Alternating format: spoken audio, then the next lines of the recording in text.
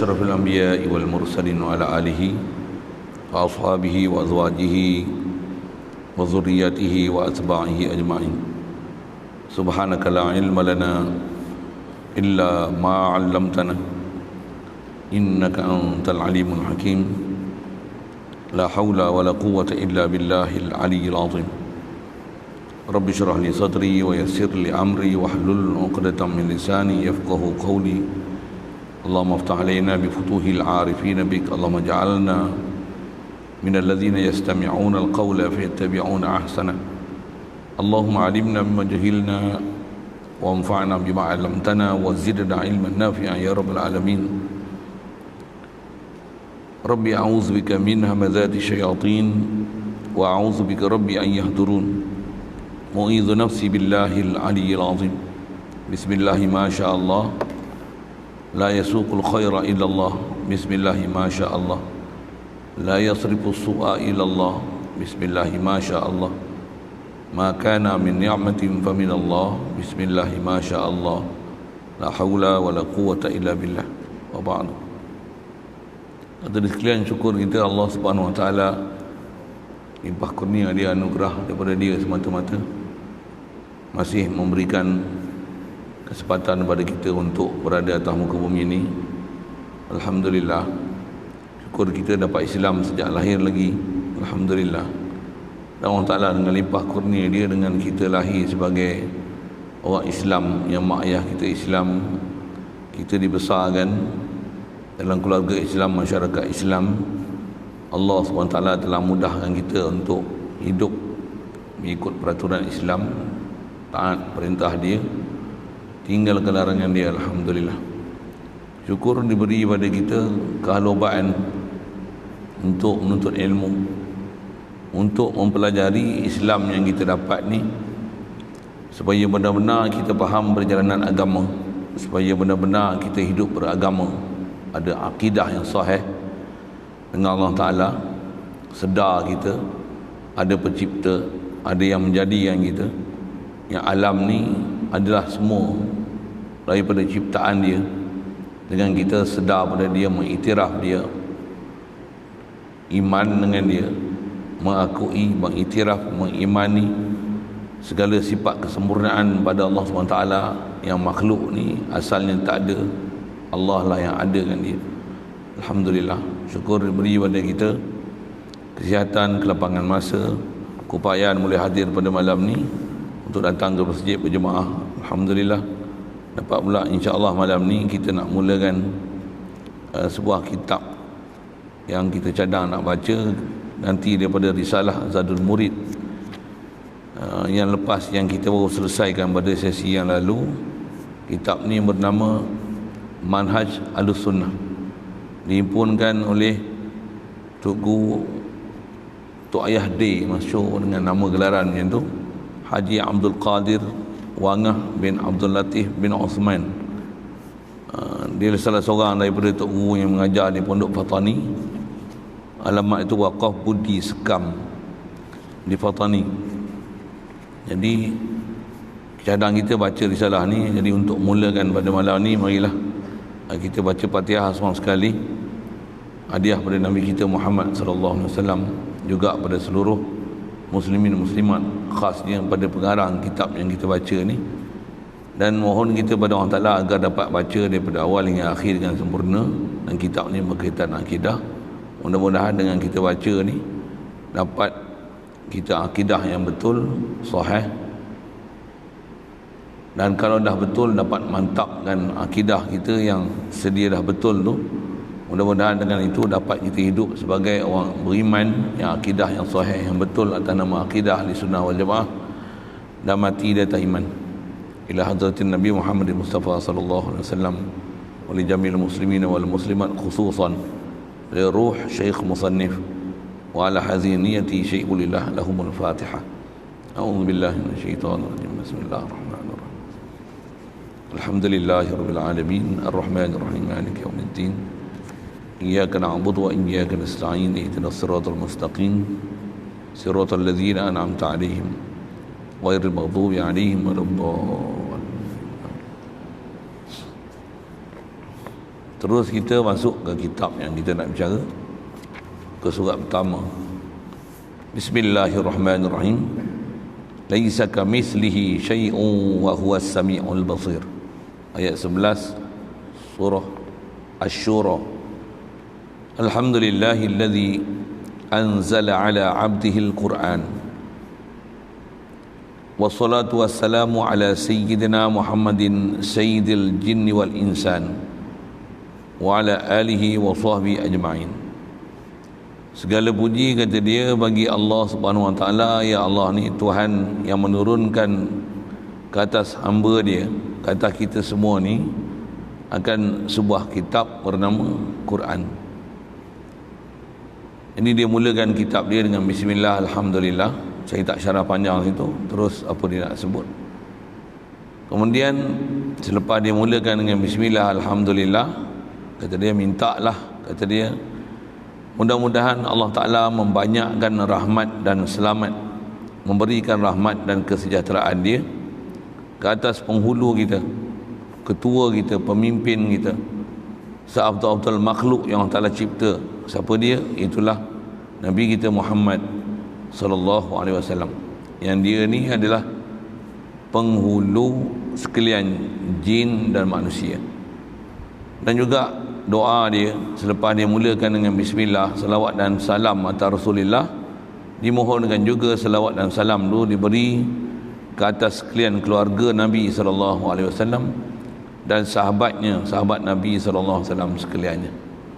Nak mengajar kepada kita berakidah yang memang kita baca bismillah awal kitab, alhamdulillah, salawat dan salam, asal memang kehidupan kita sebagai seorang Islam, orang beriman, sentiasa ingat Allah Ta'ala dan memang sentiasa membanyakkan selawat dan salam atas Nabi kita Muhammad sallallahu alaihi wasallam. Dan antara orang yang kita juga mendoakan selawat dan salam dan ada akidah kita dengan mereka adalah keluarga Nabi sallallahu alaihi wasallam. Itulah ahli bait Nabi sallallahu alaihi wasallam. Itulah keturunan Bani Hashim, Bani Muttalib, yang sekarang ni, sampai sekarang ni begitu ramai ada ahli bait keluarga Nabi sallallahu alaihi wasallam. Sekalipun mereka tu katalah tak pandai dalam bab agama, tapi kalau memang benar mereka ni adalah daripada orang yang ada hubungan kait dengan keturunan Nabi sallallahu alaihi wasallam, adab kita sebagai orang Islam memuliakan orang yang ada DNA Nabi kita Muhammad sallallahu alaihi wasallam. Begitu juga kita memberi kehormatan dan ada akidah kita kepada para sahabat, kerana para sahabat adalah generasi gemilang yang dapat pujian daripada Allah Ta'ala, yang Allah Ta'ala puji mereka dengan gelaran radhiyallahu anhum wa radu anhu, dan disunatkan kepada kita untuk mendoakan dengan radhiyallahu anhum wa radu anhu di mana saja kita mendengar nama-nama para sahabat. Baik, amma ba'du. Adapun selepas pada itu, maka kata dia, berkatalah hamba ni bergarang kitab kita ni lah. Ini pendahuluan kitab dia. Kata dia adalah pada tahun Hijrah 1404. Tak lama lah. Kita lah ni 1404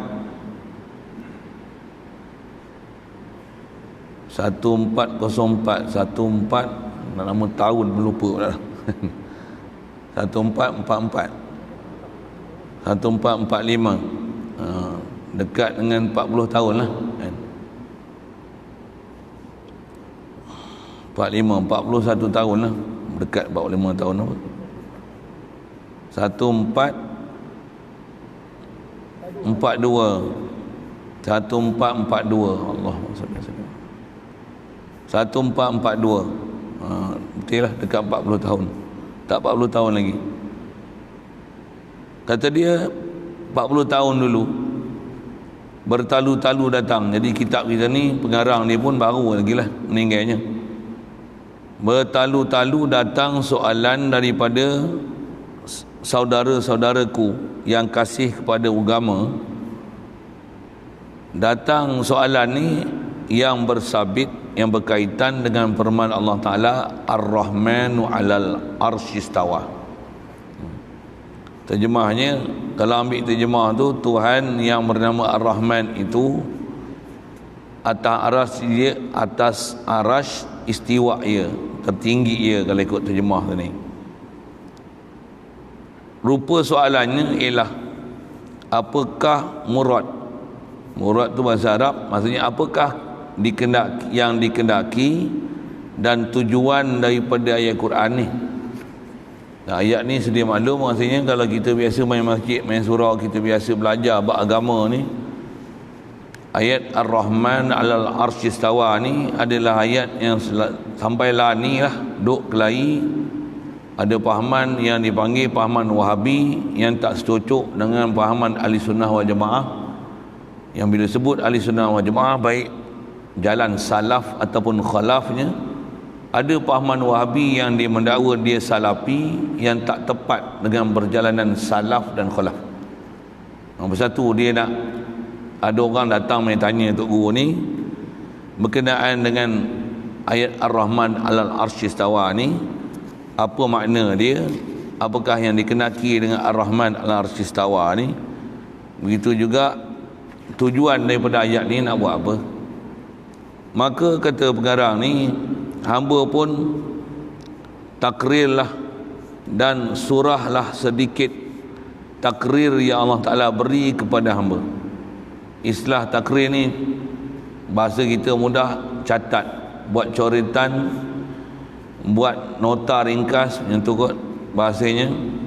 Dan surahlah, maksudnya tulislah sedikit-sedikit cotetan, catatan, coretan, yang kata dia coretan catatan dia tulis ni yang Allah Ta'ala beri kepada dia dengan wasitah, dengan perantaraan melihat dan faham ibarat-ibarat, maksudnya kata-kata yang ditulis oleh ulama ahli sunnah wal jamaah dengan secara dhaif hamba ni. Ini tawaduk dia lah mengarang kitab ni. Maka kata dia, dengan apa yang telah dia telik, dia tengok, dengan apa dia buat nota, coretan, catatan, maka mereka itu pun terima dan nampak pada mata-mata hati masing-masing, tetapi dengan panjang lebar dan ibarat-ibarat ulama itu. Jadi kalau dengan apa yang dalam kitab yang telah dikarang oleh ulama, ada yang panjang lebar dan ada bahasa-bahasa yang dikarang oleh para ulama tu yang tak mampu ditelan oleh orang awam. Mereka itu, kata pengarang ni, tidak mendapat, maksudnya dia tak boleh nak idrak, tak boleh nak faham, tak boleh nak reti perkataan-perkataan karangan-karangan ulama yang besar-besar tu yang tulis panjang lebar berkenaan ayat Quran Ar-Rahman 'alal arsy istawa ni. Pasal apa? Kerana maklumlah mereka itu orang-orang yang duk tanya, dan kebanyakan kita pun dalam masyarakat adalah daripada jumlah orang yang awam. Istilah orang awam ni orang yang memang tak mengaji, khas untuk memahami dan mendalami ilmu agama. Termasuk orang awam ni, kalau saya kata saya pun orang awam ni. Tuan-tuan tak tahulah, kot dah jadi ulama-ulama besar, dah jadi mujtahid. Saya pun saya kata saya orang awam ni. Jadi kebanyakan kita ni orang awam, ataupun kata dia orang mubtadi. Mubtadi ni bahasa Arab, kalau bahasa Inggerisnya orang yang beginners dalam bab nak mengaji. Kita ni bukan orang profesional. Fatihah pun baca kelang kabut lagi, tolak jadi imam, silap tak main masjid dah lepas tu. Sikitlah kita sebutkan, dan kita ni mubtadi semua. Oleh itu kata dia, hamba pengarang ni tulislah dengan pendapatan hamba daripada ibarat ulama, daripada perkataan-perkataan ulama kita ahli sunnah wal jamaah ni, dengan qadar yang munasabah dengan kawan-kawan kita yang mubtadi, yang baru duk mengaji ni. Tambah pula kitab kita pegang ni Jawi. Ada orang kitab Jawi pun tak berani pegang, siap tanya lagi, kitab Rumi tak ada ke? Apa maksudnya tu? Memang mubtadi gila punya lah. Mubtadi gila apa maksudnya ni? Memang tak kerti apalah tuan-tuan. Orang Islam ni kalau tak kerti Jawi ni memang tak ada apa, bahasa mudah gitu lah. Bila tak kerti Jawi ni maksudnya memang tak kerti baca Quran lah. Minta maaf lah kalau saya sebut gitu kan, tapi rasanya gitulah kata-kata itu. Orang boleh baca Quran ni biasanya Jawi dia boleh baca. Walaupun mengangkat-mengangkat boleh baca. Kalau tak boleh baca Jawi ni, confident memang tak boleh baca Quran. Jadi kalau Quran pun tak boleh baca, nak kata apalah kat kita ni. Sejauh manalah Islam kita. Tambah datang mai ayat Quran Ar-Rahman ala arsyistawa. Orang yang bahas bab-bab macam ni sepatutnya dia ayat mutasyabihat.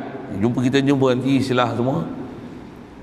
Tak sepatutnya kalau orang awam ni untuk bahas perkara macam ni. Pasal apa? Dia ada benda yang orang awam tak boleh nak hadam. Bila tak boleh nak hadam, sepatutnya tak payah bawa isu ni dan diketengahkan dia dalam masyarakat. Pasal apa? Apa orang yang faham. Kalau ada yang nak cuba faham pun ramai tergelincir, ramai masuk gaung, ramai masuk parit. Disebabkan bukan ahli untuk memahamkan ayat Quran Ar-Rahman alal arsyistawa. Sepatutnya lagi aula untuk ajar dia ayat-ayat yang muhkam, hukum hakam yang berkaitan berakidah yang ni jitu pasti tanpa ragu. Yang macam mana kita belajar dalam risalah yang lepas, kita dah selesaikan kat sini alhamdulillah. Macam ringkasan saya buat Zadul Murid tu, nak faham makna la ilaha illallah, la mustaghni an kulli ma siwahu muftaqirun ilaihi kullu ma adahu. Nak faham ilah ni apa, la ilaha illallah, nafi isbat macam mana, apa nak dinafi, apa nak diisbat. Bila kata Allah ni dia ilah ni, apa ciri ilah yang kata dia tak hajat pada suatu makhluk, semua mesti berhajat pada dia.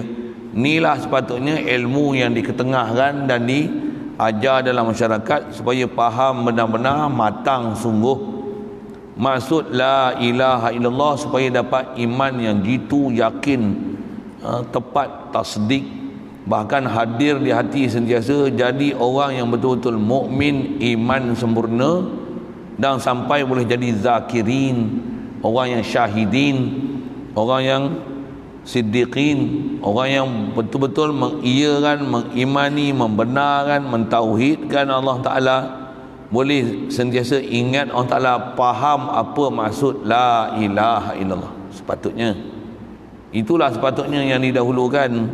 Yang tu pun tak berapa orang dah nak boleh ngajar dia. Tiba-tiba dalam keadaan tak faham hak tu, nak dihidangkan Ar-Rahman alal arsyistawa. Kan masalah tu. Macam mana pun nak kena cerita juga, pasal ramai sangat orang duk bahas. Kalau kita tak bagi penjelasan dan panduan macam mana nak faham ayat Quran ni, jadi masalah pula nanti. Walaupun memang ada ilmu pengetahuan dalam bab asas sangat, dalam bab akidah la ilaha illallah pun belum dipahami betul-betul. Tapi bila tak beri tunjuk ajar dalam bab pahaman Ar-Rahman alal arsyistawa ni macam mana nak selesaikan dia, takut-takut ramai yang tergelincir, masuk gaung, masuk parit. Satu perkara yang kita sangat risau, satu dia kata ramai yang kawan dia pula mubtadi, yang daripada penelitian dia tulislah, kata dia, kitab yang dia tengok daripada kitab ulama ahli sunnah wal jamaah ni, munasabah dengan kawan-kawan dia yang baru duk mula mengaji ni, buat satu anak tangga bagi pengetahuan yang tinggi. Pasal ada pengetahuan tinggi yang kita kena capai aras tu, level tu, baru nak boleh faham Ar-Rahman alal arsyistawa. Tapi yang ditulis ni sekadar anak tangga untuk boleh jadikan tapak, untuk boleh naik ke atas. Ini pun tawaduk garang, nisbah apa yang ditulis dengan apa yang sepatutnya kita tak faham nanti. InsyaAllah mudah-mudahan kita faham nanti kitab apa yang ditulis ni, memang kita boleh jadikan sebagai satu anak tangga untuk jadi satu kaedah dan panduan macam mana nak faham bab ketuhanan ni. Kalau ada apa-apa kesamaran khasnya tadi sebut ni mengenai Ar-Rahman alal arsyistawa, begitu juga ayat-ayat lain yang sama level dengan dia, dengan istilahnya dipanggil mutasyabihat, ada dah tapak, ada dah asas, ada dah foundation, ada dah usul yang kita boleh faham dan pegang supaya tak tergelincir kita daripada jalan sebenar. Pasal bab ni memang zaman lah ni tak tahulah kenapa, mungkin pasal dah hujung sangat daripada zaman Nabi kita Muhammad SAW dah dekat dah zaman Dajjal. Macam-macam huru-hara kita tengok masyarakat kita ada sekalian.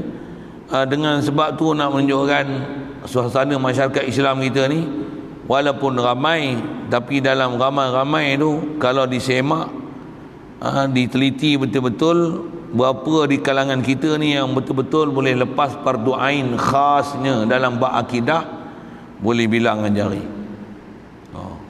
Mudah-mudahan Allah Ta'ala pelihara kita semua, dibagikan kita dapat akidah yang sahih dan terpelihara daripada akidah-akidah yang batil ni. Amin ya rabbal alamin. Baik, jadi dia tulis ini sebagai tangga bagi pengetahuan yang tinggi dan sebagai buat lunas dan humbi bagi jawapan dan keterangan daripada saudara-saudaraku yang tinggi pengajiannya. Ini pun sekali lagi tawaduk dia. Dia tulis ni, dia kata untuk buat lunas. Ni kecek cara bertani lah tak? Buat lunas, tak faham lunas tu tengok depan tu lah, dan jadi humbi. Humbi ni, umbi lah, jadi teras, jadi tapak, jadi tangga, masuk serti lah tu, bagi jawapan dan keterangan, untuk memberikan jawapan dan keterangan kepada saudara-saudaraku yang tinggi pengajiannya. Dia kata kawan-kawan dia lain tinggi pengajian, dia tulis ni untuk jadi anak tangga je, bukan nak tunjukkan jalan profesional ni, tak, sebagai budak-budak je. Ni tawaduk dia lagi, untuk menyekat i'tiqad karut. Okey, itu fungsi dia. Jadi saya tujuan baca kitab ni pun atas maksud inilah. Ada fahaman kita yang dah diajar oleh tutup guru kita yang lepas, yang jelas fahaman la ilaha illallah atas nama ahli sunnah wal jamaah, mentanzihkan Allah Ta'ala daripada perkara yang tak sepatutnya. Antaranya memahamkan Allah Ta'ala bertempat, Allah Ta'ala duduk, Allah Ta'ala berada di arash. Tu fahaman tu, antara istilah dia sebut ni. Dia tulis kitab ni untuk menyekat i'tiqad karut. Jadi pahaman-pahaman yang banyak kita duk dengar, pahaman yang menghuraikan Ar-Rahman alal arsy istawa ni, banyak pahaman-pahaman i'tiqad karut yang terkena atau yang akan terkena ke atas awam muslimin dan muslimat. Yang tak kena mungkin nanti akan kena, dan jangan tak tahu ramai yang dah terkena. Dan ada orang dia dah terkena ajaran karut ni, kita dah cerita macam-macam cerita pun dia tak mau buang ajaran karut tu. Bahkan pada mereka i'tiqadkan Allah ada di langit, Allah di atas, Allah atas arash, makan adami lah, macam-macam pahaman mereka itu. Ada pula lah ni pahaman ni version baru pula, Allah bukan atas, Allah ni atas pada atas langit. Satu masa dulu dia kata Allah di langit, sebelum tu ada yang pula kata Allah di atas, atas je, lepas tu atas langit, lepas tu atas arash, lepas tu atas pada atas arash lagi. Lepas tu ada pula istilah Allah di arah ni bukan tempat, tapi dia satu makan adami. Ada pula teori-teori macam tu. Orang-orang bukan faham tu kan, dia dengar je pula tu. Orang yang menceritakan ni kadang-kadang public figures, ahli agama, tok mufti, menteri agama. Tu. Tambah pula ada Ustaz Mi Maggie pula cerita. Ustaz Mi Maggie Mi lah. Apa? Ustaz-ustaz yang apa? Ustaz yang selebriti tu, yang program-program selebriti dalam TV itulah. Imam muda, pencetus ummah PU lagi, dai, tanyalah ustazah. Ngapa ni? Lah ni kita sendiri dapat tengok tu kan, ada orang-orang yang bertitle macam ni bermasalah. Bahkan mencemarkan golongan-golongan kita yang duk mengaji agama. Rogol orang. Waktu bini ada duk mengandung, bawa orang pergi umrah, waktu cerai bini tengah duk hamil. Tak gila tu. Dapat gelaran pencetus rumah, imam muda, dai, tanyalah ustaz, apa lagi? Tambah pula mufti, menteri, pegawai-pegawai agama, rosak kita kan. Itu rancangan macam tu pula, orang yang mengundi, yang melayakkan mereka untuk Dapat selebriti itu pula siapa? Orang ramai undi Facebook, betul kan? Macam tu kan? Yang undi dia melayakkan mereka untuk menang tu bukan tok guru alim ulama. Orang ramai yang sama-sama bodoh macam dema, cuma tengok siapa persembahan terbaik, yang apa, versatile, macam tu kan? Orang tu diangkat untuk dijulang dan dijulat, macam tu kot bahasanya, untuk menunjukkan inilah orang hebat, kata-kata mereka dipakai. Lepas tu bawa tahi pula, macam seekor kerbau bawa lumpur, habis semua terpalit. Rosak dengan agama kita. Satu sepatutnya program macam tu, saya memang sokong lah, ada beberapa orang ustaz ni pun duk bersuara tu, sepatutnya rancangan selebriti itu diberhentikan. Itu bukan cara berdakwah sebenarnya, dia lebih pada lakonan. Memang berlakon ni tuan-tuan. Saya ada sahabat-sahabat saya yang ada mengajar sini pun kan, Ustaz Zulkarnain tu, PU lah tu. Tapi yang tu PU, betul PU lah. Masa saya mengaji kan, daripada kecil duduk pondok, saya kenal lah dia, dia pun kenal saya kan. Kenal sangat kan. Dia memang orang kreatif. Tak tahu, memang mengaji. Kalau macam dia saya tak heran lah. Meniaga pun boleh, roti canai boleh buat, martabak boleh buat, nasi apa, nasi mandi boleh buat, ayam apa, kambing apa tu, sereng, saya nak sebut tak pandai. Mengajar pun boleh, mengaji boleh, boleh semua. Tu memang boleh tu. Suara pun sedap. Kalau yang macam tu tak heran lah. Tapi ada yang Maggie ni, Maggie ni pula bawa masalah pula dalam masyarakat. Sikit lah kita kesana sikit. Yang tu yang Ustaz Maggie, ada juga yang memang duduk dalam keadaan mengaji, belajar kat luar negeri, balik duk cerita ayat tu, seolah-olah itulah teras agama yang nak diajar.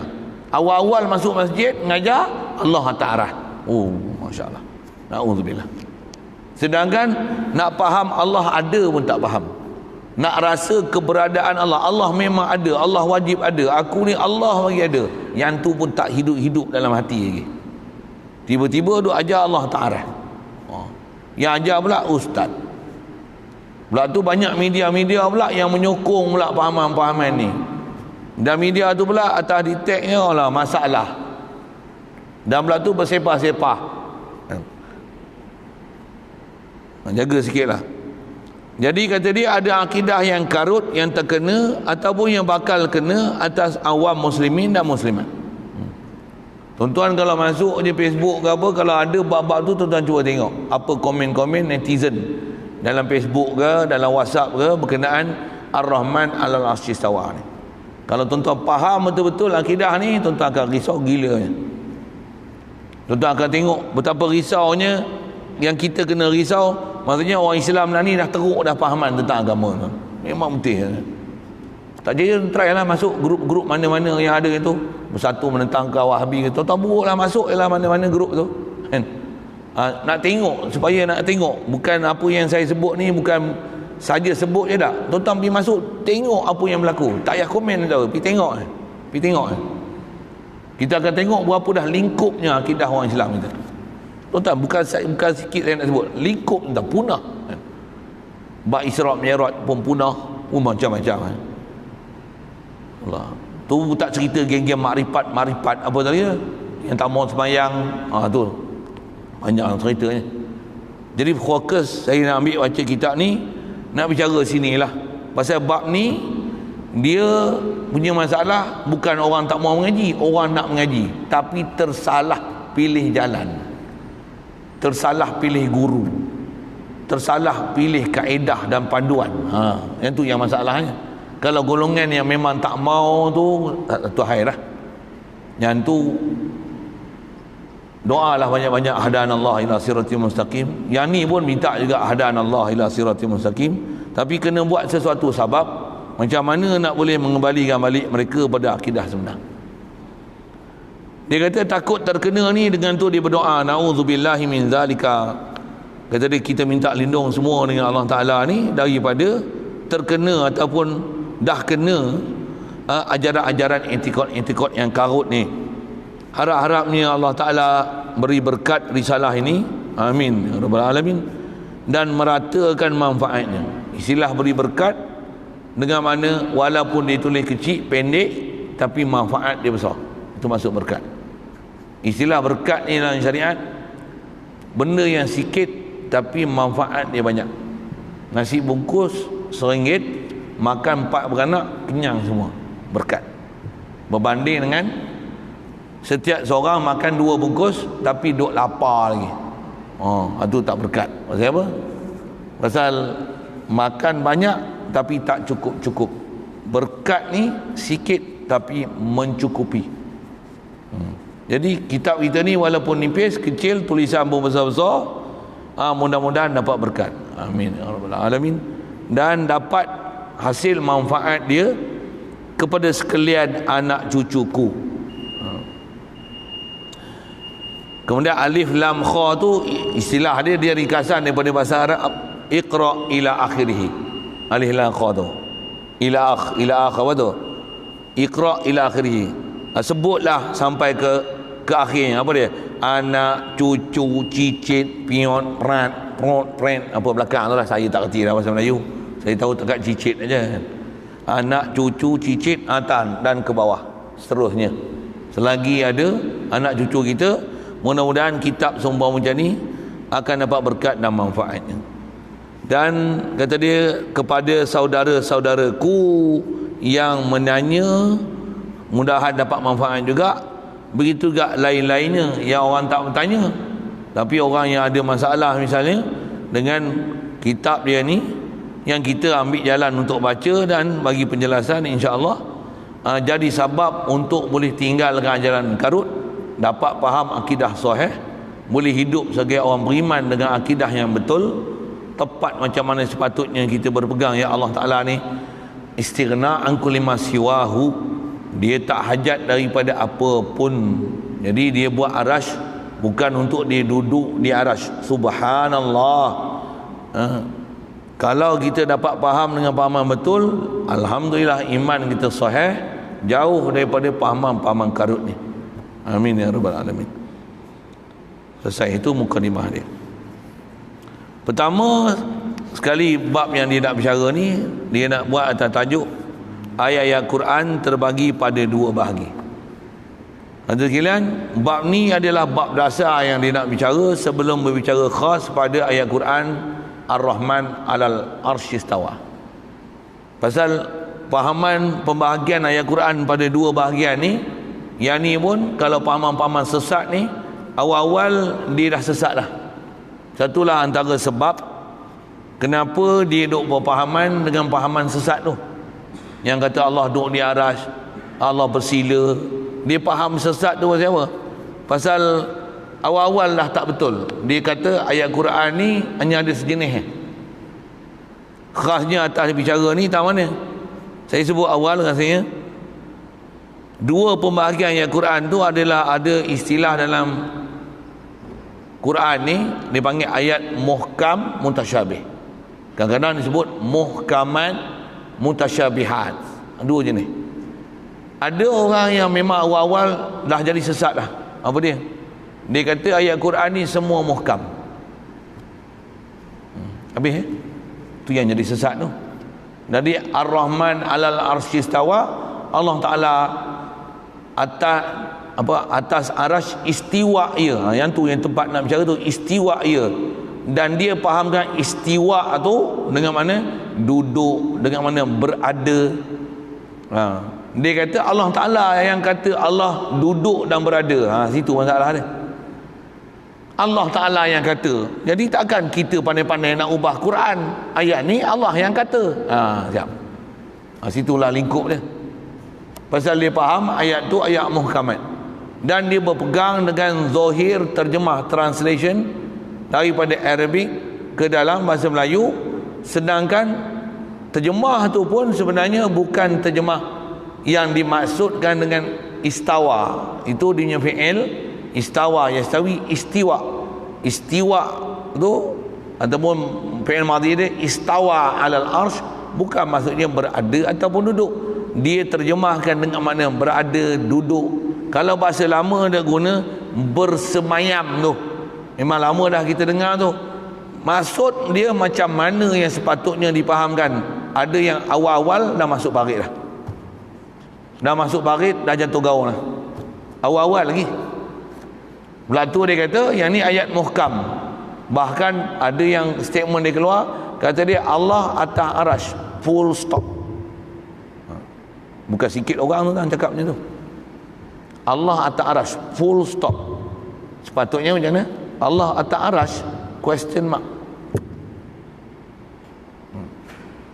Dia kata Allah atas arash, bukan question mark. Allah atas arash, full stop. Kita Allah atas arash, question mark. You understand me?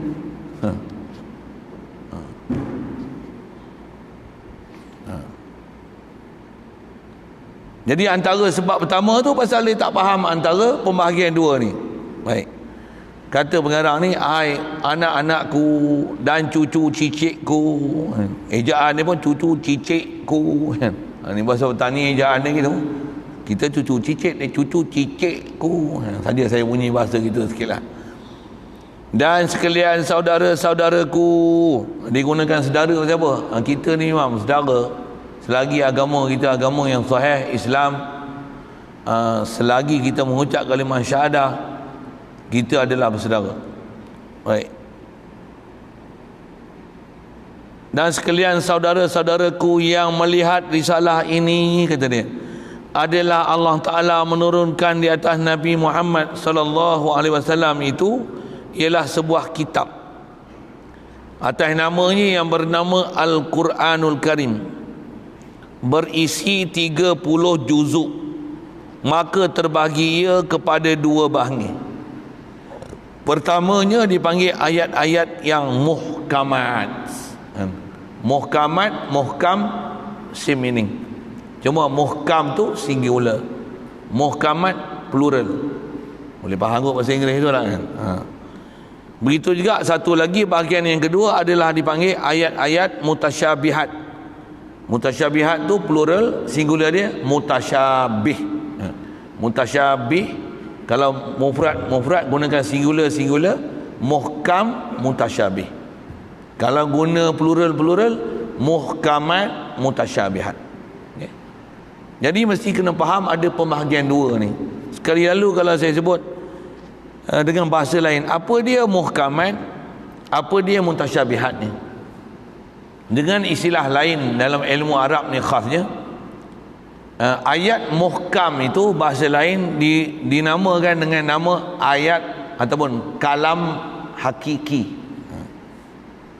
Ayat mutasyabih itu bahasa lain dia panggil kalam majazi. Itu istilah ni. Apa dia kalam hakiki, apa dia kalam majazi? Itulah dia muhkam mutasyabih. Dia nak sebut pembahagian, dia nak dalil pun ayat Quran. Memang panjang sikit ayat Quran, saya kita baca. Saya nak bagi penjelasan sekali lalu dulu. Yang kata pembahagian ayat Quran ada dua macam ni. Ada muhkam mutasyabih, bahasa lain ni ada hakiki majazi. Hakiki ni apa? Hakiki ni adalah ayat-ayat, perkataan-perkataan yang ada dalam Quran yang lafaz dia dipakai dengan makna asli. Apa makna asli dia, itulah makna yang dimaksudkan. Yang tu dipanggil kalam hakiki. Majazi ni apa? Majazi ni adalah ayat-ayat ataupun kalimah-kalimah dalam Quran yang dia ada makna asli dia, tapi makna asli itu tak dipakai kerana itu bukan maksud. Bahkan dia ada maksud yang lain keluar daripada makna asli. Itu dia panggil majazi ataupun mutasyabihat. Ataupun mutasyabih. Saya sebut tadi mutasyabihat. Apa? Dan muhkamat ni, singular dan plural dia. Sekali lagi saya ulang. Mutasyabih. Apa dia mutasyabih ataupun majazi ni? Majazi ini adalah kalimah ataupun ayat dalam Quran. Bahkan bukan saja dalam Quran, dalam bahasa Arab, bahkan bahasa Melayu, bahkan bahasa Inggeris pun ada sebenarnya. Kedua pembahagian ni yang nama hakiki dan majazi. Cuma lain bahasa, lain istilah, lain ilmu, lain istilahnya. Kalau majazi ni dia perkataan yang memang ada terjemah dia, tapi terjemahan itu bukan maksud yang dikehendaki. Dia ada maksud yang perlu dipaham mengikut kaedah-kaedah bahasa. Kalau hanya dipaham makna mentah-mentah, kita akan gagal memahamkan maksud dia. Yang tu dipanggil kalam majazi, atau istilah disebut dalam istilah Quran, ilmu usul tafsir ini dipanggil ayat mutasyabih. Kalau ayat hakiki, memang makna asal itu dipakai. Dia tak ada makna lain, memang itulah maksud yang dipakai. Ini definisi sekali lalu. Sebelum tengok pembahagian tu, saya nak sebut sedikit penjelasan dengan cara mudah je untuk memahamkan apa yang dipanggil majazi dan hakiki tu. Kita ambil benda sampel dia, tuan-tuan. Kalau saya kata keras, faham keras kan? Apa makna keras? Solid, benda pepejal, bukan cair. Okay? Itu maksud asal keras. Itu makna asal keras. Kalau saya kata minuman keras itu haram, tuan-tuan jawab kat saya nak, hakiki ke majazi? Minuman keras. Jadi kita nak tengok yang mana yang kata hakiki majazi ni. Dia bukan sentences, word dia keras tu. Kalau minuman keras tu haram, keras tu dengan mana solid, dengan mana pepejal, maksudnya haram makan ais. Ais tu gigit haram. Pasal apa? Pasal dia minuman keras. Keras, pepejal. Ais. Pepejal lah, keras. Boleh? Siapa fahamnya tu okey ke bodoh? Bodoh, pandai. Alhamdulillah. Cukup tu. Yang tu kalau ikut cukup dah. Kita nak faham satu kitab ni. Tak faham juga lagi, memang kena sekeh. Saya nak sebut gitu, siapa tuan? Wahabi masalah di situ lah. Yang tu salah dia bukan salah sikit-sikit kan. Kita bagi penjelasan, pengarang bagi kan ni. Ini peh ni. Ni ketera mubtadi ni. Dia akan bagi disiplin satu. Saya cerita mukadimah pun tuan-tuan dah faham lah. Tapi ada orang kau ceritalah satu kitab sekalipun, bawa lah 3-4 lori sekalipun, tak ada dia ambil endahnya. Kata dia Allah atas aras, full stop, tak mau dengar lah hal lain. Kalau itu esok apa, dia pergi dekat kedai dia order, kita kenal lah dia tu, apa dia minta apa, teh keras satu. Teh keras. Tuan-tuan kena standby, ada teh yang dalam peti ais yang keras, ais tu bagi kat dia seketui gelembung. Okay. Kenapa ni? Inilah teh keras.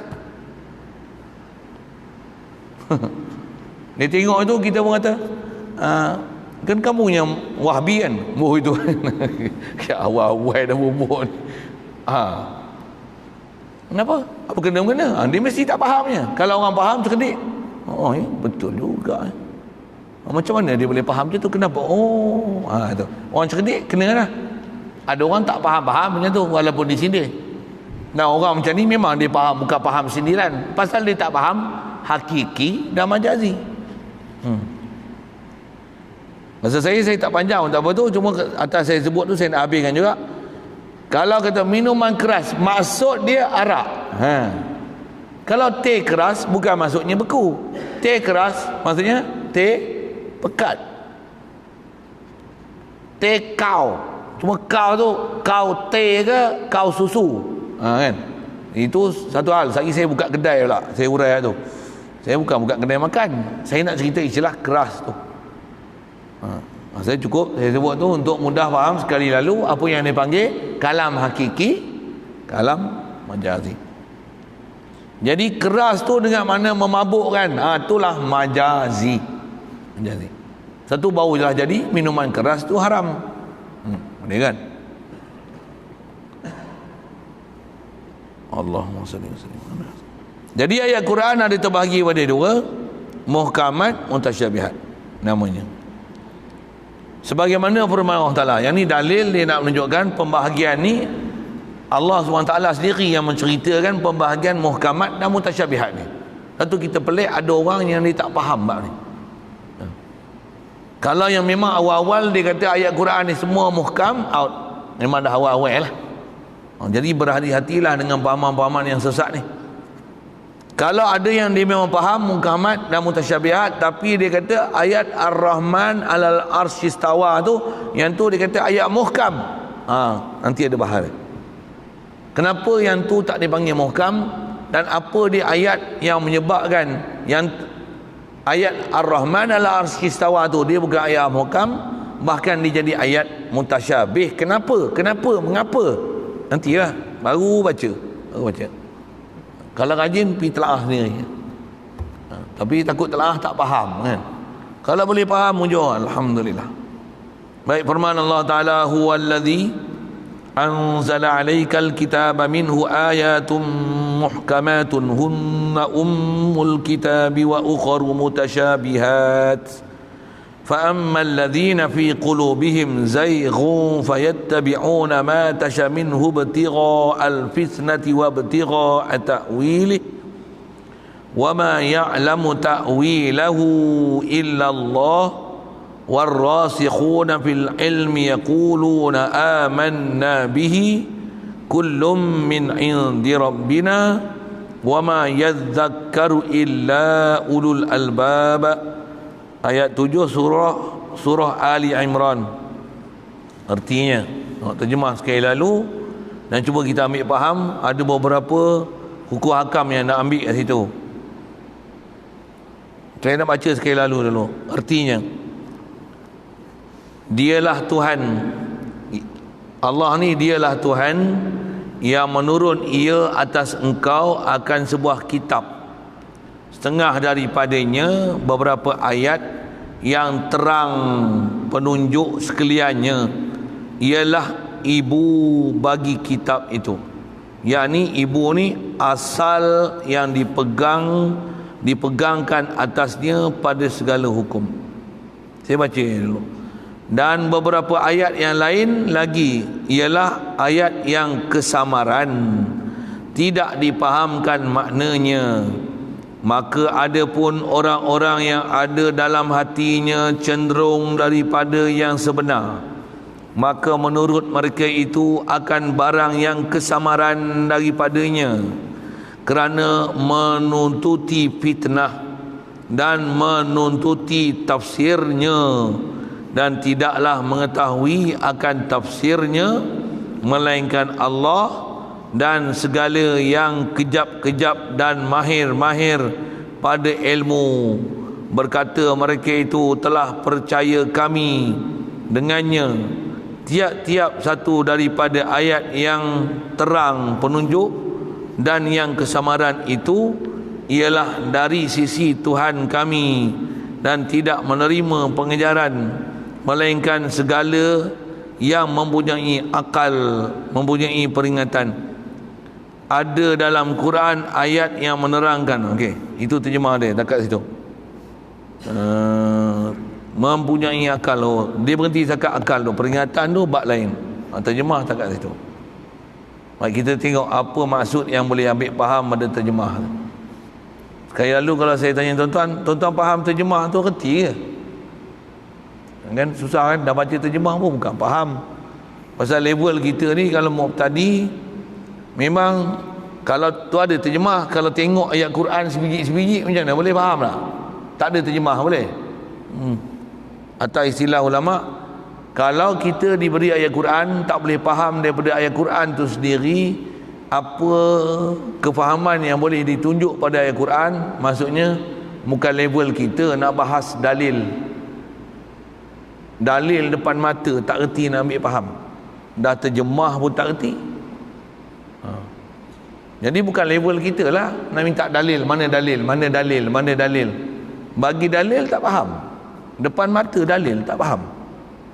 Satu bab-bab macam ni memang sepatutnya orang yang eksklusif aja boleh bahas, tapi pasal sekarang ni semua orang nak bahas, itu masalah tu. Pula tu ada pula ustaz-ustaz, kadang mufti-mufti pun ada yang PhD saja, dia mewawarkan, dia kata agama ni bukan untuk eksklusif orang tertentu saja, bahkan orang awam pun boleh bahas agama. Itu yang masuk parit ramai tu. Orang awam mana boleh bahas, tuan-tuan. Mesti khasnya beragama ada disiplin ketat. Bahkan hukum-hukum dunia pun bukan semua orang boleh bahas. Kalau kita sebut macam ni lah kan, pendawaian elektrik sudahlah. Kalau tuan-tuan bagi orang yang tak tahu ilmu tentang wiring ni, bukan wireman, tuan-tuan bagilah tengok dia repair ke apa ke. Bagi wireman ni bukan repair alat, wireman ni pasang macam mana nak sistem wiring dalam masjid ni, bagi dia buat. Sebelum selesai dia buka je, dia mampus dulu.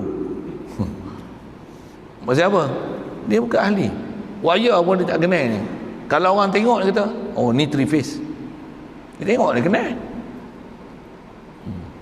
Yang ni dia tengok wire ni tak cukup ni, sepatutnya berapa mm. Oh dia tengok wire, dia kenal lah. Itu profesional. Yang kawan ni nak jimat nak pasang aircon, wire besar ni pasang, tak terbakar boleh. Sikitlah saya sebut itu. Orang yang nak bahas dalil pun sama lah. Quran pun tak boleh baca, Jawi pun saya tak pandai Jawi, tapi bila bahas apa-apa, mana dalil untuk bayang tengok. Masyarakat kita ni punya mangkor cara berfikir, dia punya kaifiat berfikir, kaifiat ta'akul dia tu di luar dah daripada apa kita nak sebut dah tak faham sungguh, tak reti dah dalam bab macam ni. Muskil kita, dia tak reti tapi dia cuba juga nak masuk dalam tu, nak masuk ke bidang, nak bahas juga, sedangkan dia bukan ahli. Okay. Jadi kalau terjemah sekali lalu yang Quran ni dengan kita dah baca tu, tengok dia kata apa. Kata dia, ialah Tuhan Allah Ta'ala ni, ia tu kembali pada Allah. Allah lah, dialah Tuhan. Dialah Tuhan yang telah menurunkan ia Allah Ta'ala ni atas engkau. Maksud engkau tu Nabi Muhammad. Turunkan apa? Akan sebuah kitab. Dan kitab tu sedia faham lah, Quran lah maksudnya. Setengah daripadanya, setengah dengan makna sebahagian. Sebahagian daripadanya, daripada kitab, daripada Quran ni, ada beberapa ayat yang terang-terang petunjuk sekaliannya. Perkataan terang-terang petunjuk sekaliannya, itulah dipanggil muhkamat dalam ayat Quran tu. Minhu ayatun muhkamatun. Diterjemahkan muhkamat tu ayat-ayat yang terang-terang penunjuk sekaliannya. Ayat yang terang penunjuk, maksudnya ayat yang makna dia jelas dan dipakai dengan makna asal. Itu maksud muhkamat. Cuma yang tu dia dah terjemah siap. Dan ayat muhkam ni ialah kata dia ayat muhkam. Jadi bubuh dalam kurungan. Apa tu? Ada satu kurungan. Ayat muhkam ni ialah ibu bagi kitab itu. Kitab tu apa? Quran. Apa maksud ibu? Dia trust. Maksudnya kata-kata ayat Quran ni muhkam. Macam mana pun ada certain place yang dia adalah muhkamat. Yang tu bunyi orang putih tu nyambi-nyambi. Ada several place, ada beberapa tempat yang memang boleh dikira pun. Ada ulama kita yang telah buat keluar siap-siap satu kitab khas untuk bahas mana dia mutasyabihat dalam Quran. Baik, jadi macam mana pun dalam Quran ni asalnya yang paling banyak adalah muhkam. Lepas tu masuk muhkam ni, kata dia, yang kata dia ialah ibu kitab dengan mana asal yang dipegang ke atasnya pada segala hukum. Khasnya dalam bab ketuhanan. Antara ayat muhkam paling dasar faham ketuhanan, la ilaha illallah. Itu paling dasar sekali. Satu kitab yang risalah saya tulis itu, Zadul Murid tu, memang cerita asas sungguh lah nak faham bab ketuhanan. Pasal la ilaha illallah khasnya nak ambil tak mana? Ada dua kriteria besar bila kata tak adalah ilah melainkan Allah, Allah sajalah ilah, Allah sajalah bersifat ketuhanan. Maksudnya Allah saja yang dia takkan hajat pada sesuatu, yang semua makhluk mesti berhajat pada dia. Jadi nak faham macam mana yang mana muhkam ni? Muhkam di situ nak faham Allah tak hajat pada sesuatu, tapi makhluk berhajat pada Allah Ta'ala. Itu muhkam. Antara makhluk tu, atau kita bicara konteks Ar-Rahman ala arsy istawa ni, arash makhluk. Allah zat Allah tak hajat pada arash. Clear? Arash yang hajat pada Allah. Siap? Jadi Allah buat arash bukan untuk Allah ambil manfaat di arash. Siap? Very clear. Itu muhkamnya. Itulah makna la ilaha illallah. Khasnya kalau kita nak bawa dalam pengabdian diri, aku sentiasa berhajat kepadamu, ya Allah, kalau kau tak bagi ada aku tak ada. Kau tak bagi hidup aku tak hidup. Kau tak bagi melihat aku tak melihat. Kau tak bagi mendengar aku tak mendengar aku. Kau tak bagi aku daya upaya, aku tak ada daya upaya. Ada kat aku ni bukan daya upaya aku, la quwata illa billah. Tak ada daya upaya aku melainkan dengan Kau yang beri, ya Allah. Ahli tauhid tu. Itulah ahli tauhid. Jadi bila yang tu muhkam, itu ayat Quran alal arsh, ar-Rahman alal arsh. Kalau ada hadis-hadis apa pun seumpama ini yang sebut kata fis sama, di langit, apa benda yang kat langit tu? Ustaz, atas kata Allah Ta'ala dia tak hajat pada sesuatu, takkan dia ambil manfaat dengan dia berada di langit, di arash. Subhanallah.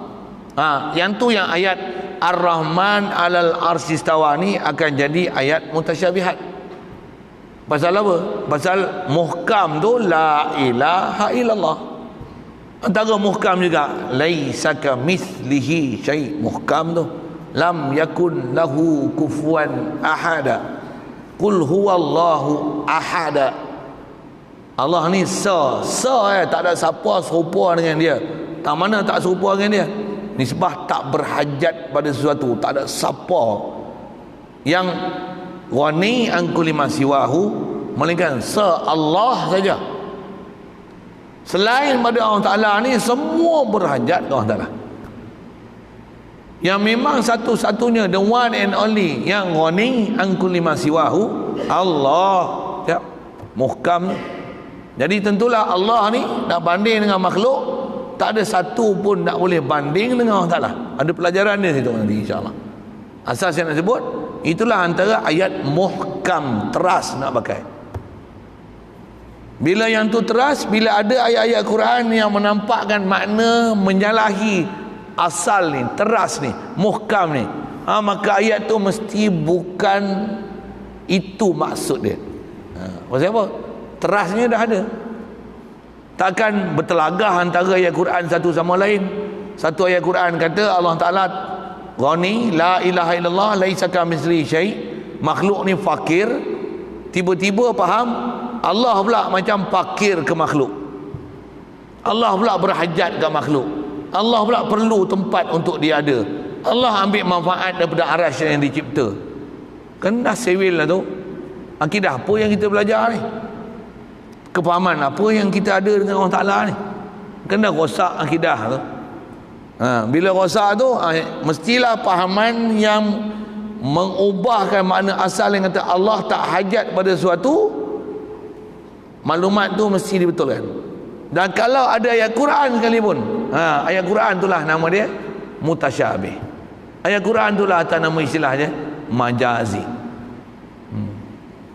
Sekali lalu nak sebut contoh muhkam, yang tu bahagian pertama, dan contoh muhkam. Baik.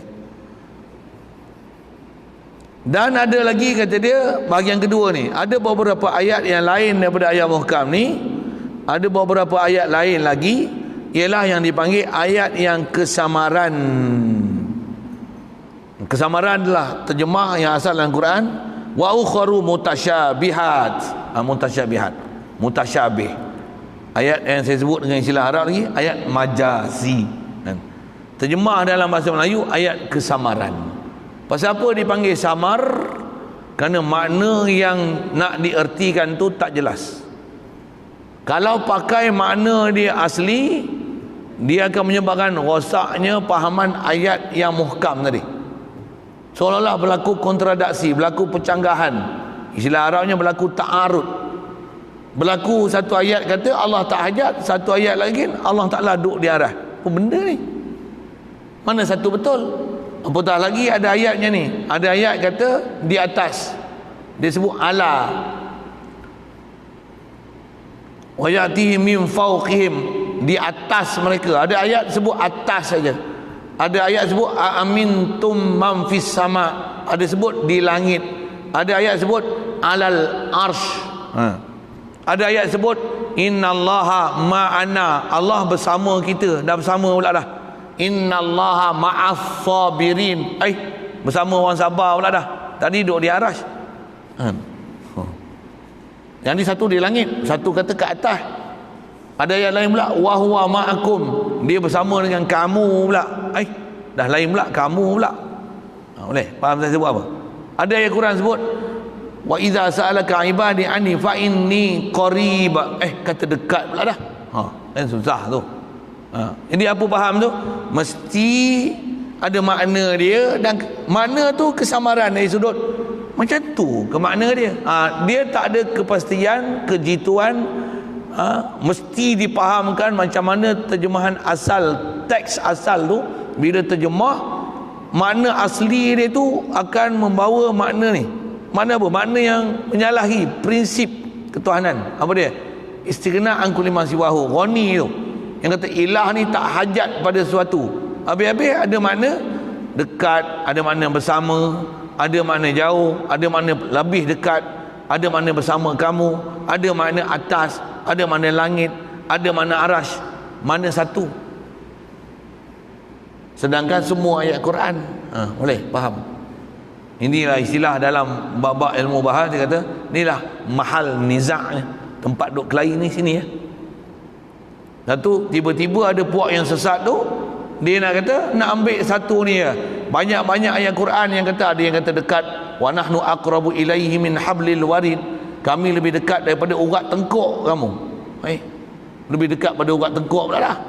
Ada hadis pula sebut yanzilu rabbuna fi sulusil lail ila sama'id dunya, turunlah Tuhan kami pada 2/3 malam ke langit dunia. Dah duduk atas, turun pula. Pula tu tak ada hadis cerita naik pula. Tu duduk turun, atas turun, tu kat bumi. Nampak? Boleh? Faham? Kenapa yang puak sesat ni pi gedik-gedik pi ambil Allah Ta'ala? Kenapa? Kan banyak lagi ayat Quran tu. Semua ayat Quran belaka. Mana boleh ayat Quran beriman dengan sebahagian, kufur dengan sebahagian, kafir lah. Itu macam mana nak selesaikan ayat-ayat Quran ni yang kesamaran makna ni dengan usul yang Allah ni ilah dengan mana istighna an kulli ma siwahu muftakirun ilahi kullu ma adahu. Macam mana nak relate kan ayat Quran ni? Macam mana synchronize kan dia? Macam mana nak selesaikan ayat Quran ni? Yang ni lah puak-puak sesat tu tak cerita. Kita pun tak pergi mengaji. Tu lah masalah. Pula tu bila mengaji, orang mengajar tak mau dengar, tutup telinga, full stop. Tu masalah. Boleh? Satu yang saya kata, jangan full stop, question mark persoalan tu. Bagi soalan mudahnya, di aras ke di langit? Jawab, salah satu. Macam mana orang Ta'ala kata? Lah tahulah mana satu. Kalau kau kata aras, kau kufur dengan api sama. Kalau kau kata api sama, kufur dengan ala ars. Mana satu? Takkan apa? Ala samars. Gabung dua-dua ayat tu. Siapa dia ajar akidah gitu? Ulama mana ajar prinsipnya tu? Itu baru dua. Kalau tu saya sebut kat 10 tadi tu. Macam mana nak faham? Apatah lagi baru ni orang buat iklan, ada program nak buat online kan. Ada ustazah 4 orang ke 5 orang dah. Dia buat program apa? Di saat Tuhan turun ke langit 1/3 malam. Yang turut punya tajuk dia. Macam nak cerita version cerita Brahma dengan Krishna. Orang tak faham, tak ada sensitif apa, relax je, tak ada apa. Orang faham ni, apa buat tajuk macam tu? Tak ada tajuk lain lah ke?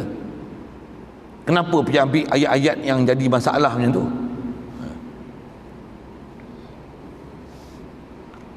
Itu bab akidah tuan. Kalau saya sebut gini, kita bab akidah memang kena risau. Bahkan saya sebut gini, kalau saya cakap bukan cerita bab akidah, saya guna bahasa kasar sikit pun, orang kata apa ustaz ni tak boleh cakap bahasa lembut sikit ke? Saya guna bahasa kasar, bahasa kampungan sikit pun orang marah dah. Sepatutnya lagi marahlah kalau cerita bab akidah, benda yang salah dalam bab akidah, yang salah dia tu boleh bawa kufur. Boleh? Faham saya sebut? Kalau saya sebut dengan pepatah Melayu, saya sebut tadi apa? Ada orang yang bawa masalah, nama gelaran-gelaran macam ni, selebriti. Saya tengok buat masalah ni, cerita ni lah, perkosa orang lah, apa tu, Allah. Memang tak tahulah sabit kesalahan lagi, bawa mahkamah apa. Tapi dah jadi macam seekor kerbau bawa lumpur, habis semua terpalit. Yang terpalit ni muka macam kami ni lah. Selagi orang nampak muka ustaz ni, takutlah jumpa ustaz. Selagi jadi macam kes tu pula. Orang pun jadi takut tengok muka kita. Tengok muka ustaz ni, jaga. Ustaz-ustaz ni semua kaki perempuan. Inilah seekor kerbau bawa lumpur, habis semua terpalit. Dengar, saya sebut kasar sikit. Dia bukan seekor kerbau bawa semua, buat lumpur semua terpalit. Dia babi yang bawa lumpur, habis semua terpalit. Saya sebut babi pun ada orang dah alert lah. Apa ustaz ni sebut babi? Babi biasalah, binatang je, tak ada masalah apa. Cuma dia mughalazah sikit. Tapi Allah atas arash, weh, kau cerita apa ni? Itu lagi babi, 10 kali babi ke tak? Ayat tu. Tuan dengar, faham elok-elok saya cakap apa ni? Itu lagi besar babi dia. Kalau yang tu tuan-tuan tak rasa najis, saya tak tahulah tuan-tuan nak kata apa. Ada orang kadang-kadang pejabat-pejabat agama pun buat tak tahu je. Mula saya sebut pejabat agama lah kan. Pejabat agama ni tak tahu lah kan. Buat tak tahu je, menuhin je dengan babi.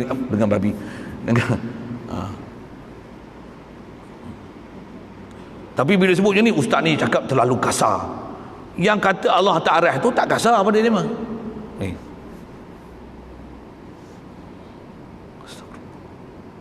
Saya nak sebut apa? Jadi orang yang faham salah ni bahaya tau. Itu yang saya kata, kalau kita sebut kasar, sebut babi untuk misal aja pun, bukan sebut hakiki tu. Kalau majazi tu, babi bawa lumpur habis semua terbalik. Misal aja tu. Yang tu pun dah dikata kasar, ustaz ni tak boleh dibenarkan mengajar di Masjid Nur Salam dah. Siapa? Mencemarkan institusi ustaz. Pasal apa? Dia telah mencemarkan nama baik ustaz menggunakan bahasa-bahasa kasar. Pendakwah sepatutnya menggunakan bahasa yang lembut. Tu yang duk kata Allah Ta'ala tu tak apa. Tambah pula dia buat lembut pula macam ni. Tuan-tuan, Allah Ta'ala duk atas arash. Kita kena beriman Allah yang kata dia duk atas arash. Rasa macam relax, nyaman aja. Padahal gila punya sesat tu ayat tu.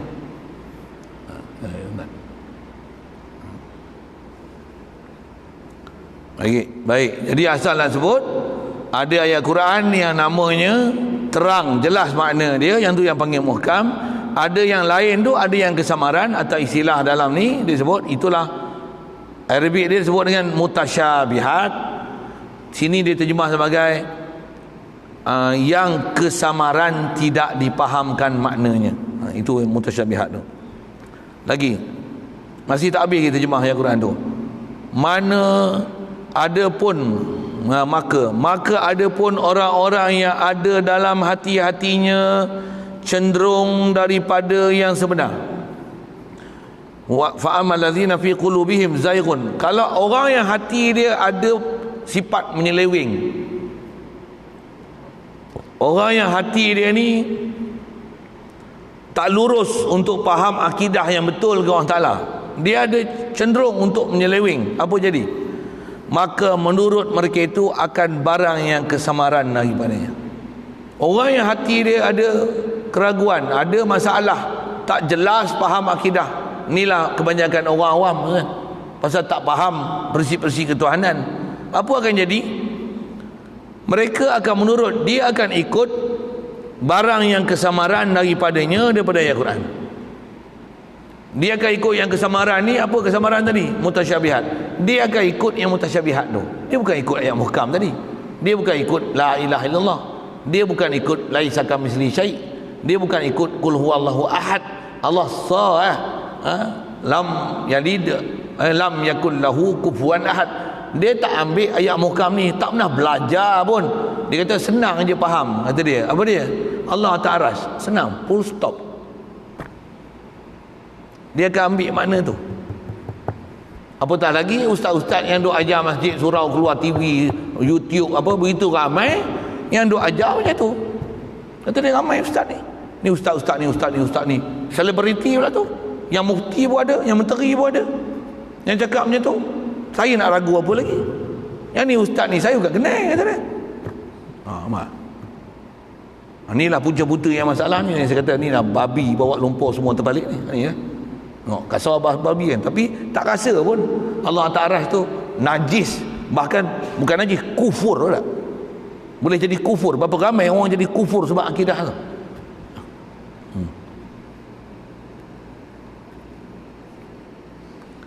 Jadi orang yang ada masalah dalam akidah ni, dia akan ikut yang mutasyabihat. Pasal apa?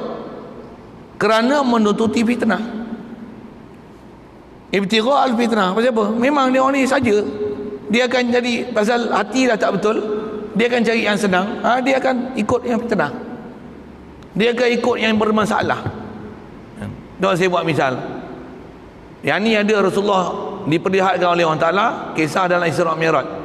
Ada Rasulullah waktu duduk berjalan daripada Masjidil Haram Masjidil Aqsa tu, ada tentara Rasulullah tengok kumpulan apa, dihidangkan di depan dia ada daging dalam periuk yang dah dimasak. Elok dah. Kalau buh bila bahasa masak rendang. Yang ni daging satu lagi mentah, dalam mentah busuk berulat. Lalat ngengah datang nging. Dia tak pilih hak masak rendang tu, dia pilih hak ni, hak berulat ni. Berapa ramai yang macam ni, yang macam ni. Rasulullah dah isyarat dalam peristiwa Isra' Mi'raj dah tu. Maksudnya umat dia ni, khasnya zaman kita tu, Rasulullah 1400 tahun dulu dia nampak dah tu mukjizat dia. Lah ni macam mana? Ramai yang ambil hak ulat tu, bukan nak ambil hak elok yang ulama dah susun satu-satu. Yang ni selamat akidah, tak jadi masalah. Dia pergi ambil hak kena orang ulat ngengah tu, busuk, bangkai, bahkan najis. Ya. Jadi dia akan ada orang yang memang dia akan cari pendapat tu. Pendapat yang ulama-ulama mutabar yang masyhur-masyhur, yang selamat akidah, yang tak ada masalah langsung, yang menyebabkan rasa bergantungan harap kita pada Allah Ta'ala, dia tak nak pakai. Dia nak pakai hak berulat tu. Saya disebabkan pahaman macam tu berulat. Pasal apa? Pasal dia bawa pada masalah dalam akidah. Kalau sudut politik lah saya buat misal sikit. Contoh macam mana? Dia tak nak ambil kerajaan yang stabil, dia nak ambil kerajaan yang stabil. Dia nak suka kerajaan yang suka kencing dulu tu. Contoh lah kan. Tak percaya kita tengok kod kena lah, esok tak ada apa-apa, ada pilihan raya lagi. Kat sini kan kita kena pilihan raya, gerik kan.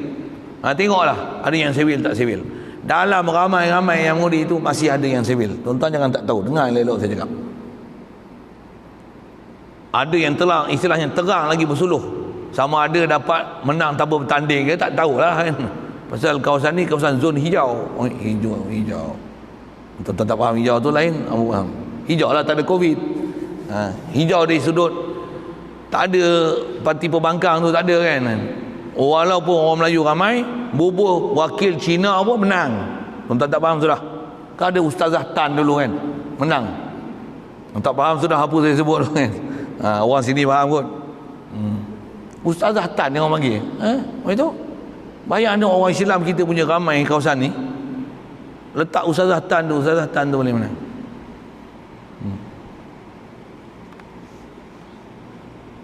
Entah nak apa, tanya sambung lah belakang tu. Saya sebut dengan misteri-misteri gitu je.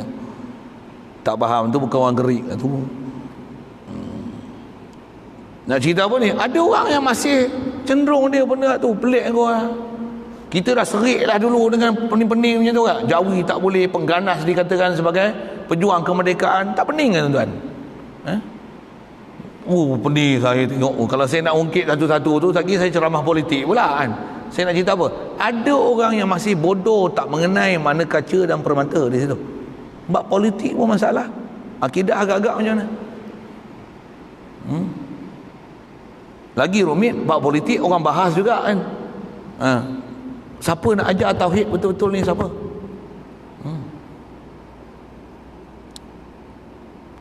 Jadi begitu ramai yang menututi fitnah dan menututi tafsirnya. Dia kalau boleh nak tafsir tak? Apa dia? Istawa tu mana apa?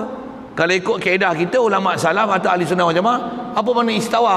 Memang ada istawa, memang ada ala, tapi ala bukan makna atas dan pihak.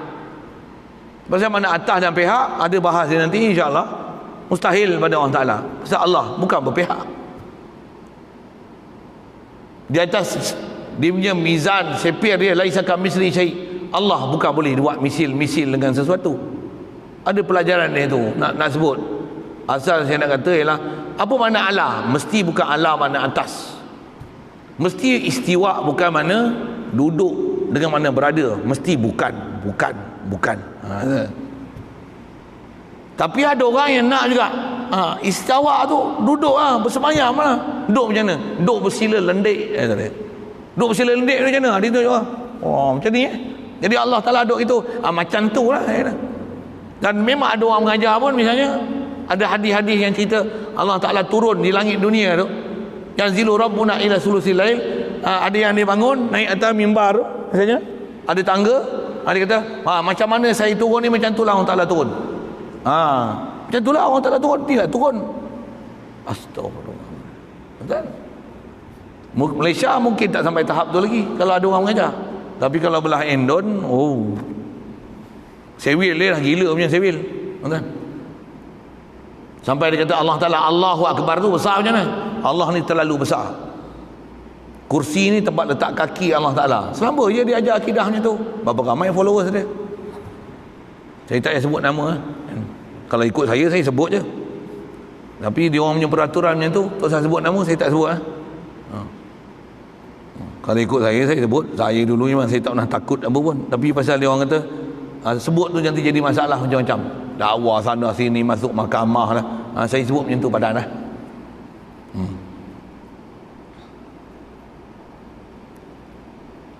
Jadi ada orang yang memang nak cari tafsir. Apa makna istawa? Atas-atas lah. Allah yang kata atas. Tu kan. Itu Allah Ta'ala turun macam mana? Kan dah.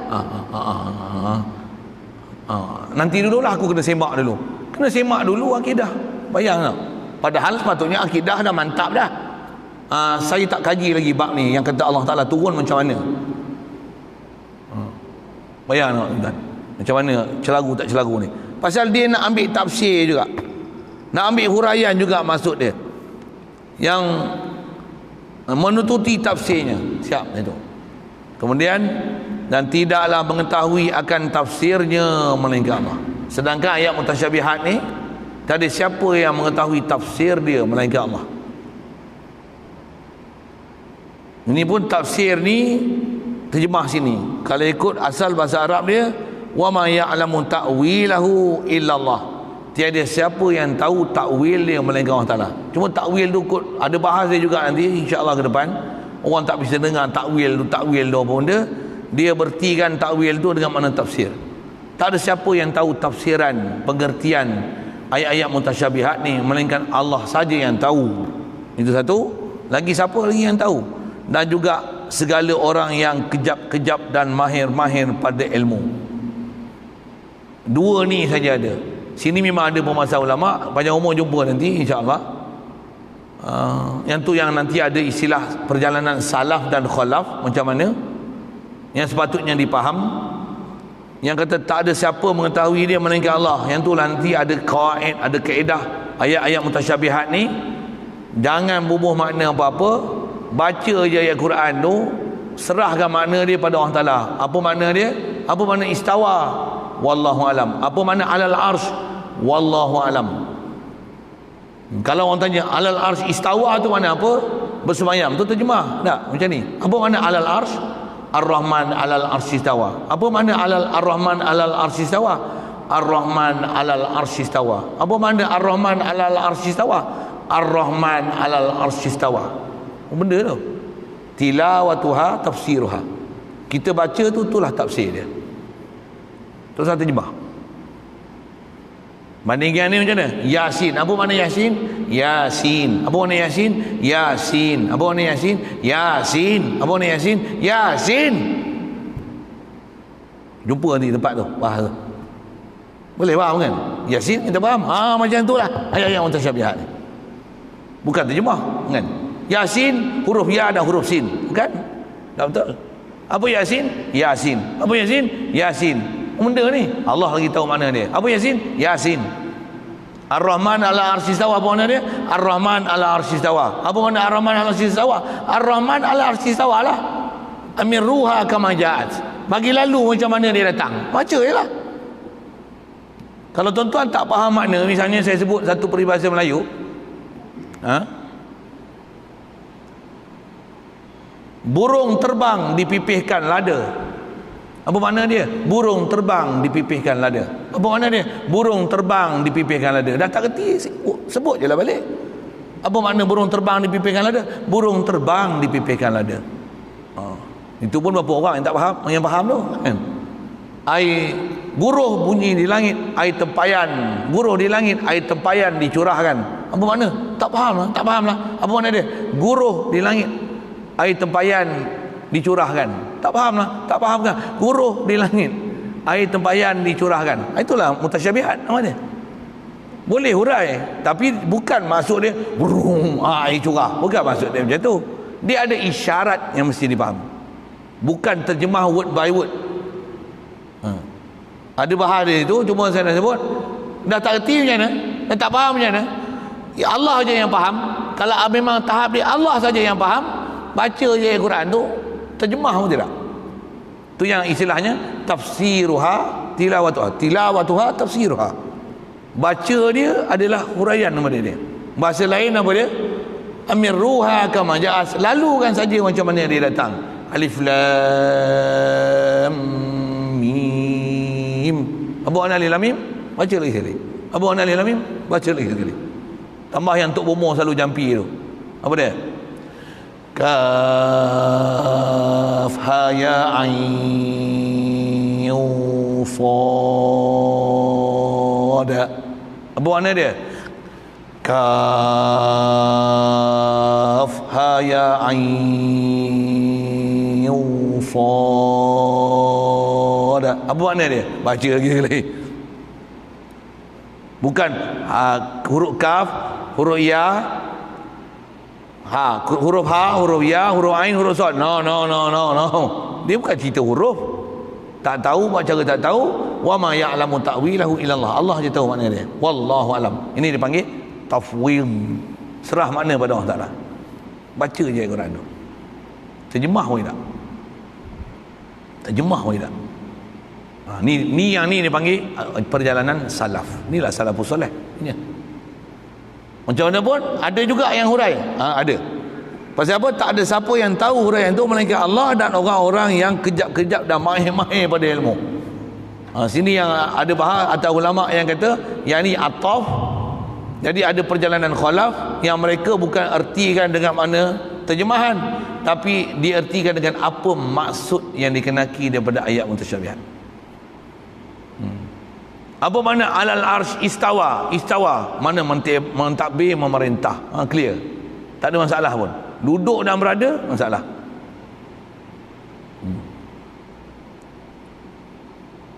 Yang tu pelajaran ni jumpa akan datang.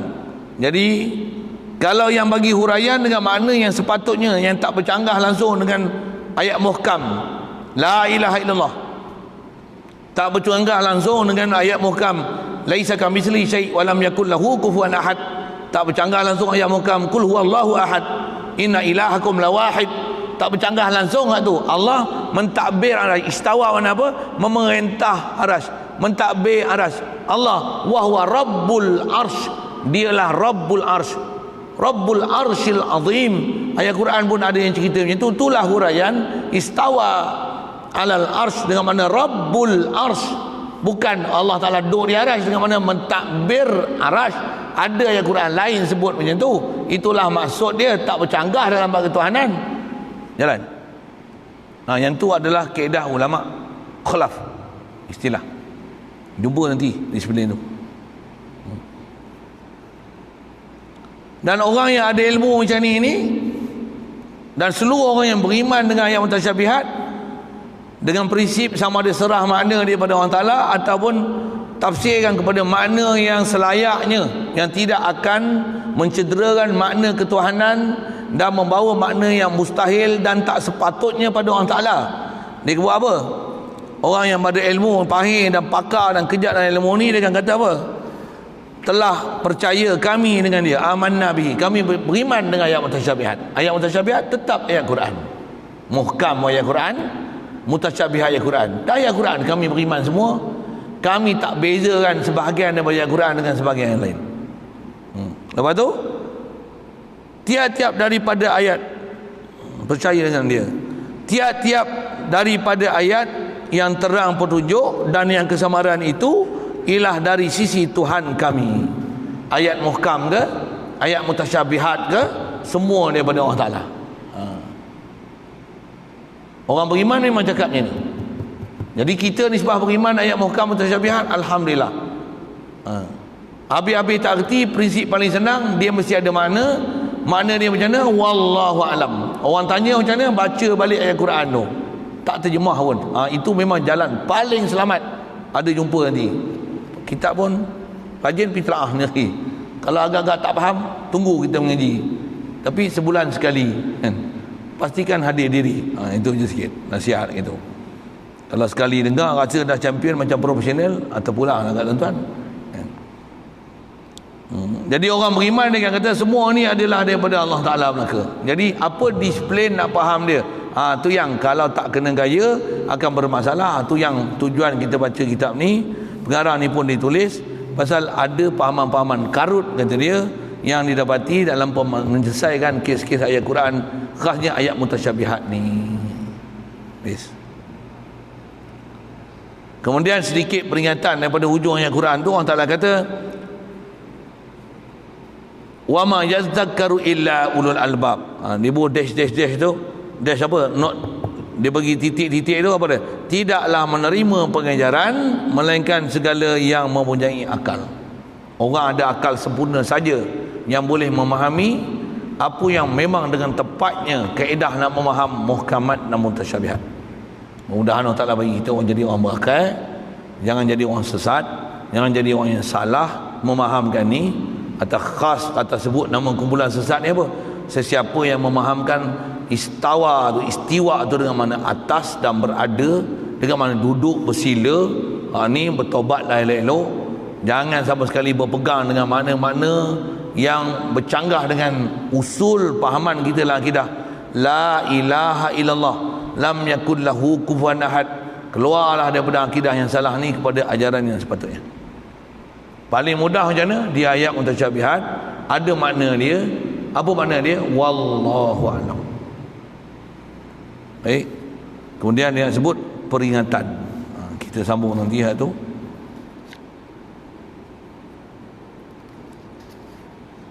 Soalan kalau ada sekitar itu.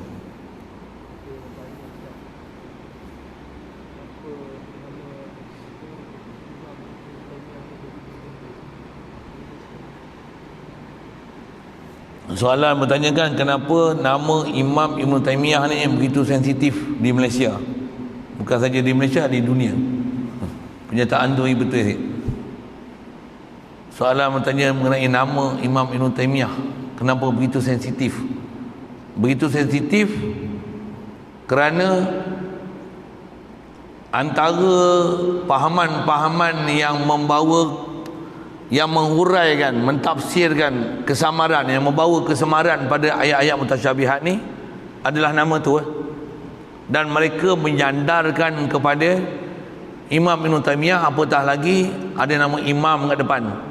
Ada pula gelaran Syekhul Islam Ibn Taymiyah, ada nama Syekhul Islam. Jadi seolah-olah bolehlah dijadikan sadaran kukuh untuk memakai pahaman dia yang mengerti ke mana duduk dengan berada tu, untuk memahamkan kepada ayat-ayat mutasyabihat. Satu jadi masalah. Satu ulama-ulama kita di atas kata ada pahaman bermasalah macam ni, satu nama tu pun tak dimasyhur dan dipopularkan dalam masyarakat kita pasal takut orang pergi jenguk tengok. Dalam tak bagi dengar tu pun ramai orang pergi ambil, duk sebar kan. Tu masalah. Satu, kenapa dia sensitif. Allah. Saya rasa saya jawab macam tu saja. Lain kalau ada. Wallahu a'lam. Hanya umur nanti kita sambung. Dia nak cerita mengenai ada pahaman yang mengatakan, saya sebutlah sekali lalu tadi, tapi nisbah baca kita akan jumpa akan datang, yang mereka ni pahaman terbalik. Yang kita punya pahaman nanti ikut jumhur ulama ahli sunnah wal jamaah, ada kata muhkam mutasyabih dalam Quran, ada yang faham terbalik. Kata apa? Quran semua muhkam. Ada yang kata Quran ni semua mutasyabihat.